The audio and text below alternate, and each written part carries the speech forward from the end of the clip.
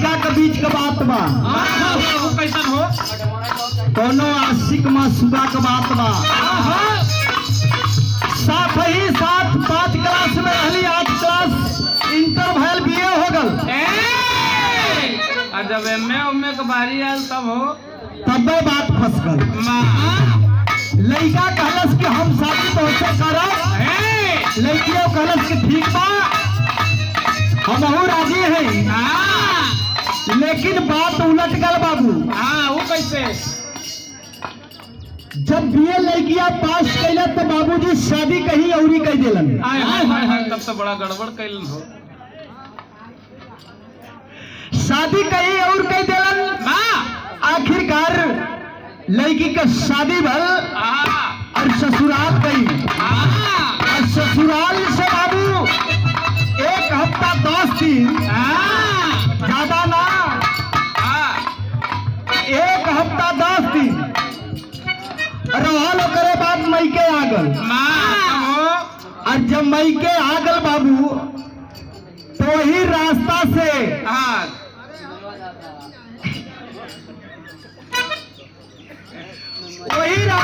लड़की जाता, वही रास्ता से लड़का पहले वाला आवत। मुलाकात हो गल, देखत रहल लेकिन बोल ना सकल। लेकिन वो दिन बोले के पड़ गल। जब एकदम नैना चार हो गल कहले रुका रुका आई हो बड़ा एकदम चली जात है छमक छमक। भाई जब शादी ब्याह हो जाले तो लड़कियां का सुनाइए बदल जाले। चली जात रुआ बढ़ जाता एकदम महुआ मतियाई यहाँ अपने सखी सलेहर के संगे घूमे टहरे खूब। लड़कवा देखल करे कि कब हमारे के मौका मिली, कब ऐसे बतियाई। मिल गया मौका कैसे?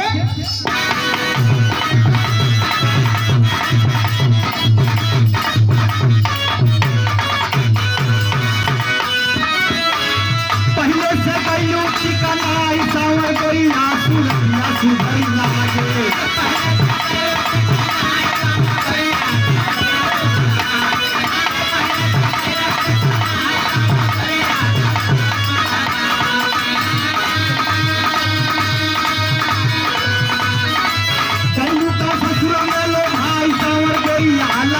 सबसे आगे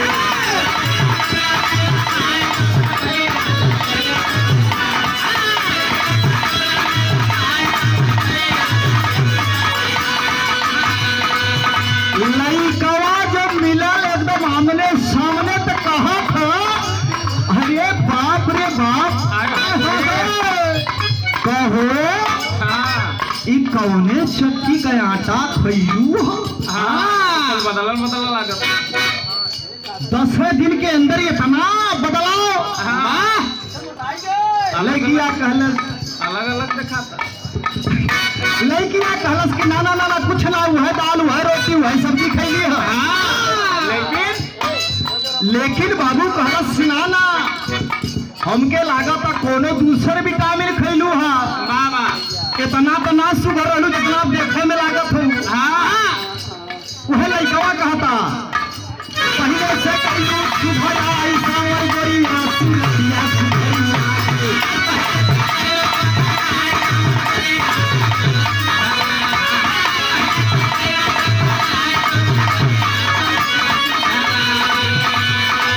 कहलू का ससुरा में लो भाई सावर गोरी लागे लू सबसे आगे।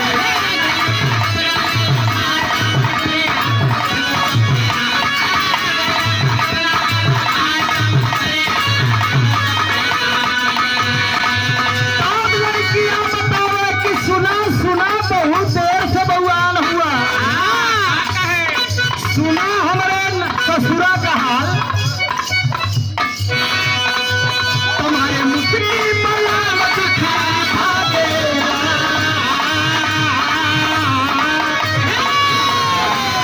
तुम्हारे मुस्लिम मलामत भागेला। हमरे नाटा के हवा धीरे धीरे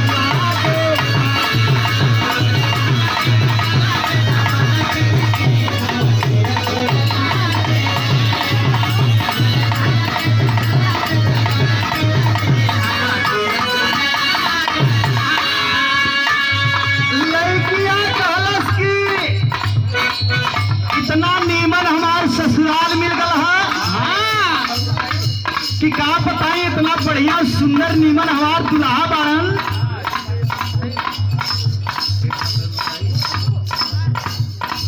लेकिन पंचो एक बात और बताओ,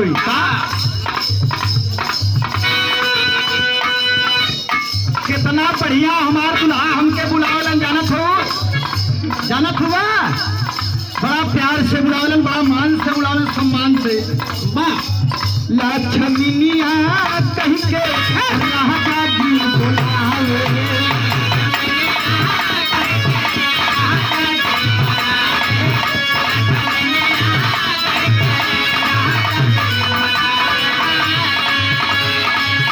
अरे लड़का कहता ये बाप रे बाप, इतना तोहार कदर हो गल 10 दिन में।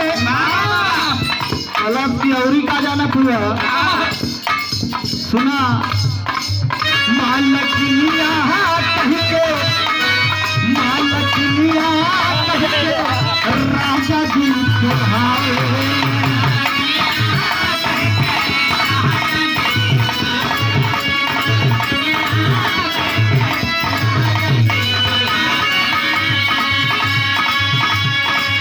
लक्ष्मीनिया कह के राजा जी बुलावे, लक्ष्मीनिया कह के राजा जी बुलावे, उनके छुपई मोतन जागेला, छुपई मोतन जागेला, हमरे राजा के दुपट्टा पर दबाना खिलकी हवा धुर लागे,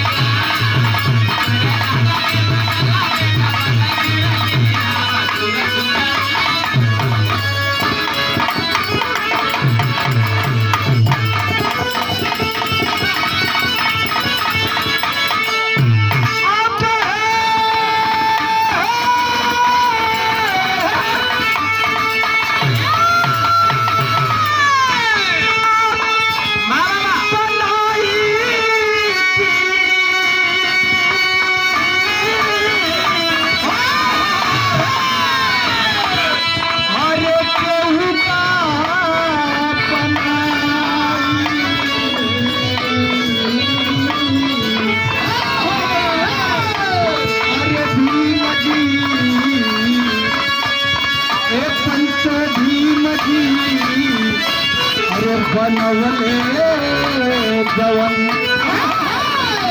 अरे तभी मजी बनवले